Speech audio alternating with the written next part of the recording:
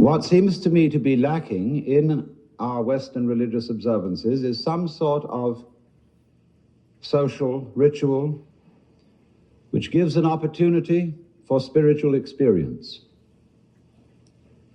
That is to say, for a transformation of the individual consciousness, so that in one way or another, the individual is able to realize his oneness with the eternal energy behind this universe, which some people call God, and others prefer not to name or to conceive. So what I'm proposing instead of the ordinary kind of religious service is, as I said, a contemplative ritual.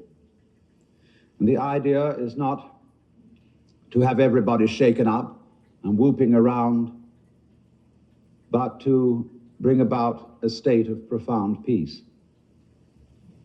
So therefore I should say something in a preliminary way about meditation, or contemplation, as I prefer to call it.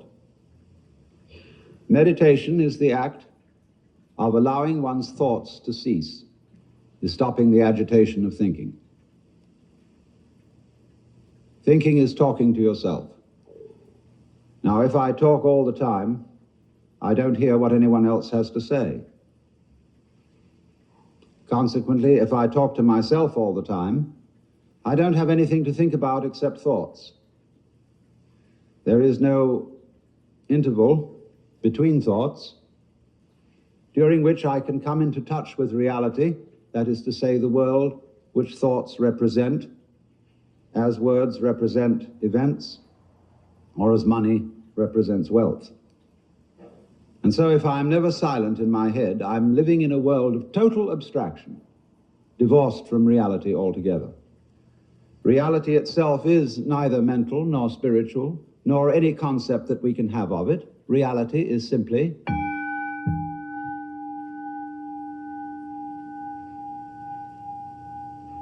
Now, therefore, to meditate, you might think that we attempt to suppress thought. We do not do that.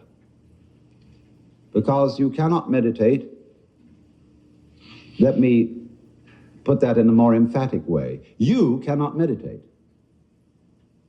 You, your ego image, can only chatter. Because when it stops, it isn't there.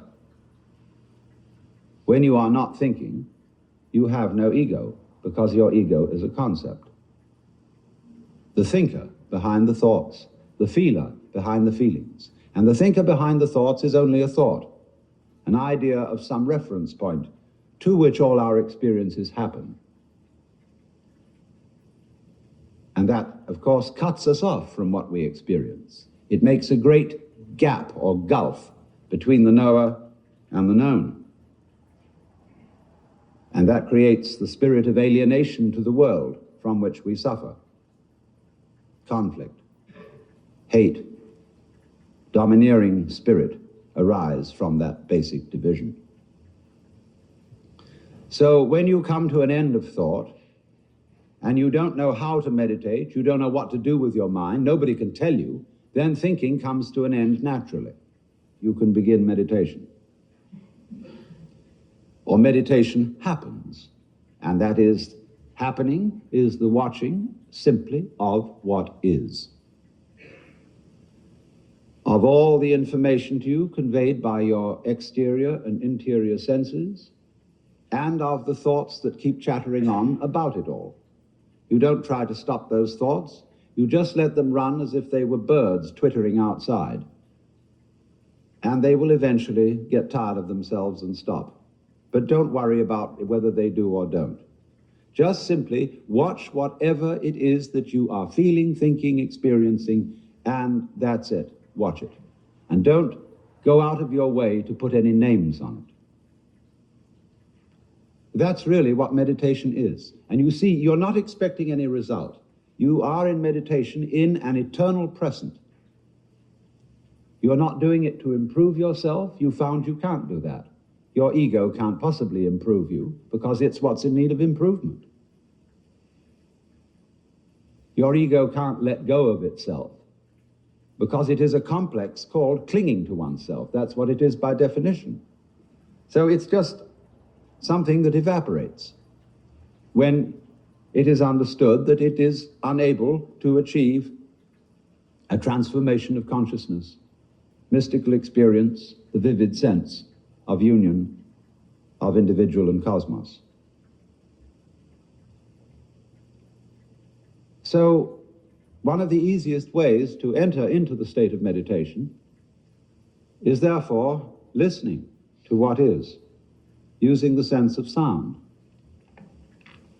When you listen to sound,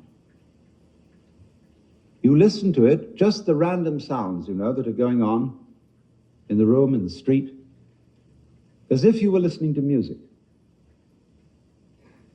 without trying to identify its source, name it, or put any label on it at all. Just enjoy whatever sound may be going on. Just listen. Now we can go on from that listening to making sound ourselves and also listening to it. And instead of making sound, we learn the knack of letting it happen through us. So then, we get to what is in India called the use of mantra. Words, sounds chanted, not for their meaning, but for their sound. And thus everything that will occur in the following celebration will not be in the English language. It is not intended to be understood in a discursive and intellectual sense. You are asked only to dig the sound. And I use the word dig advisedly because it means something a little more than appreciate.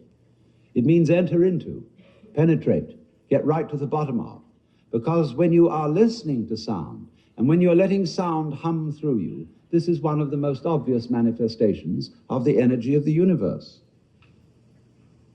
So, we concentrate, therefore, purely on the sound, and you will find some of them are so simple that you will all be able to join in with them. And please do so quite freely. It is a ritual, and it has a certain order to it, but it's very easy to get together. It doesn't require an enormous amount of dramatic rehearsal. And it's something that any group can do anywhere on a do-it-yourself basis, anytime. And I suggest that churches get rid of their pews, where everybody is herded in like cattle to look at the backs of each other's necks, and that they spread their floor with rugs and cushions, and that they have something in which people can approach an ineffable, that means beyond words, spiritual experience, and not be told and forced into a particular pattern of thinking, of mentation. So you see, for that reason, I have only given the slightest suggestion of how one uses these mantra or the silence for meditation. You all have your own way of doing things like that. Do it your own way. All this is a vehicle, a support for contemplation.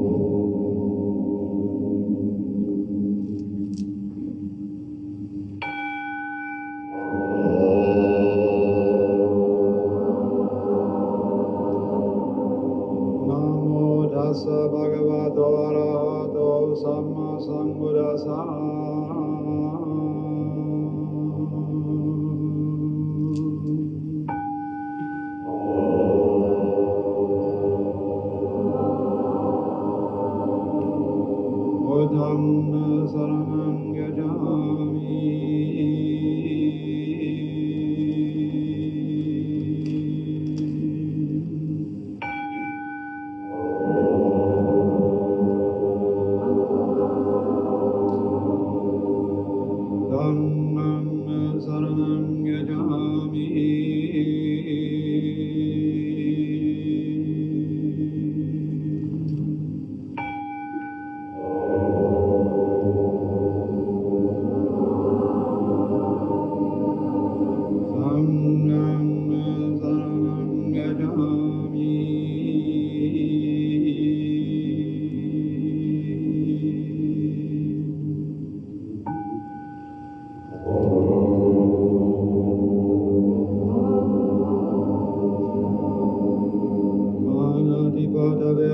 Sikapadam samadhiyami.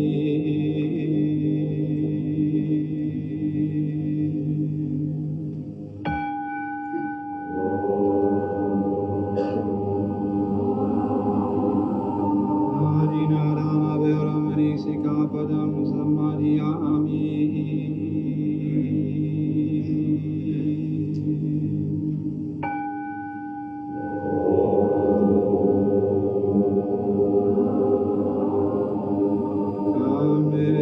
Vichara veramani sikapadam samadhiyami.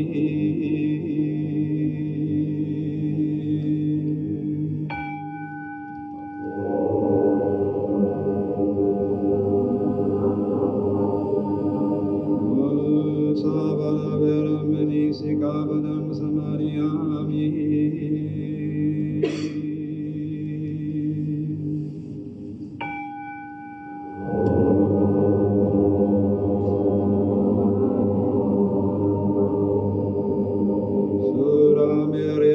Madatana veramani sikapadam samadhiyami.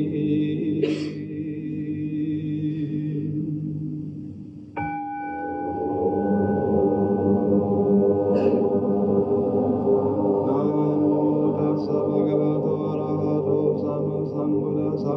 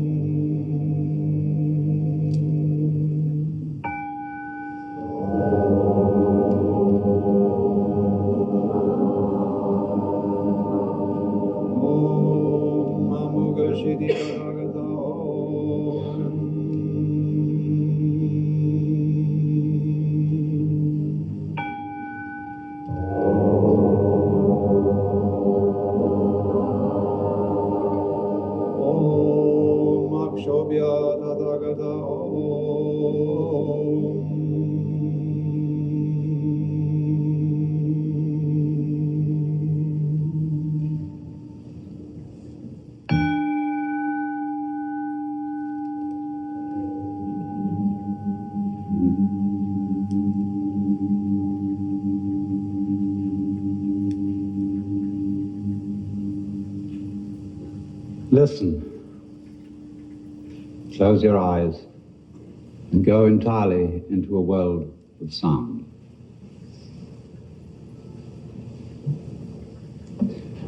If I should say anything to you during this silence, just listen to the sound of my voice and don't worry about the meaning of the words. Your brain will take care of that by itself. The air which is playing with your ears is also playing with your lungs. If you let your lungs breathe as they wish to, without helping them, watch what they do. When they feel like breathing out, let it go out, but don't assist. When it feels like coming in, let it come in, but don't pull. Are you breathing, or is it breathing you?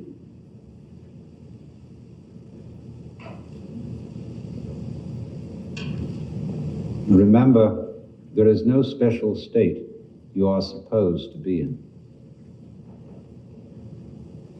Simply let yourself be aware of whatever state you are in. Don't name it. Just feel. Now only is important.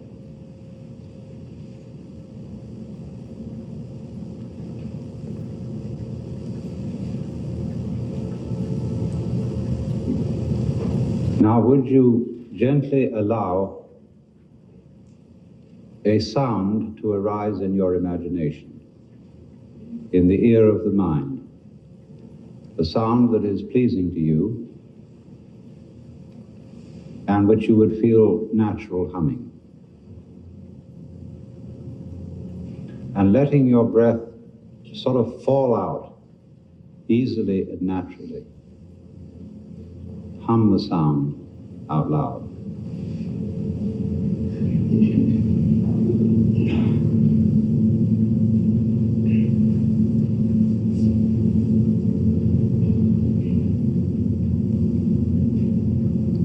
Let it get louder.